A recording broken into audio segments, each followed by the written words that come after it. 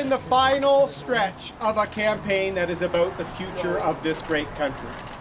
A campaign about having a government that is going to fight for our families here in the GTA, fight for seniors who are falling behind with the cost of living crisis, fight for small businesses who've been left out, particularly by the Trudeau government, hospitality, services, tourism, small business owners here in the Markham and the GTA area holding on by a thread. They don't need more of the same from Mr. Trudeau.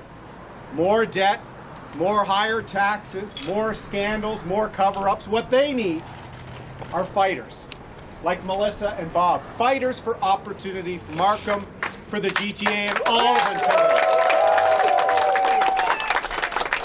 And my years in the military taught me many things. It deepened my true patriot love for this great country. It taught me truth, duty, valor, delivering on what you promised. Elements that Mr. Trudeau has never demonstrated in his time as Prime Minister. Shame on him. But the most important thing I learned is when you have a mission to accomplish, when you need to bring a team together to accomplish that mission, you need a plan for the mission, and we've got the plan in Canada's Recovery Plan. Melissa, Bob, and I will secure 1 million jobs in the next year. We will clean up the mess of corruption in Ottawa with accountability and transparency laws. They say to me, why do you need the toughest anti-corruption laws in our history? Because we've had the most corrupt government in our history. The third pillar is mental health. And friends, this is important to me as a veteran, as a father. We need to show national leadership, and we will with our Canada Mental Health Action Plan. We need to be more ready for a future crisis. The fourth pillar is we will build domestic capacity in vaccines, in medical equipment. We will rely on ourselves, and we will never again be unprepared for a crisis. Yes. And fifth, but most importantly, as Conservatives, we cannot let Mr. Trudeau spend with abandon. $500 billion worth of debt and deficits. No plan to ever balance the budget. Raising taxes, raising the cost of living, and our economy is shrinking. So our fifth pillar, we will balance the budget for our kids and for our grandkids.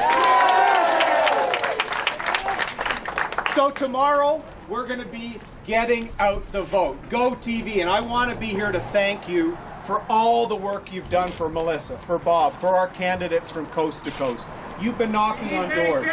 You've been talking about our plan. You've been saying we can do better as a country than 6 years of Mr. Trudeau with his constant scandals and his constant crisis.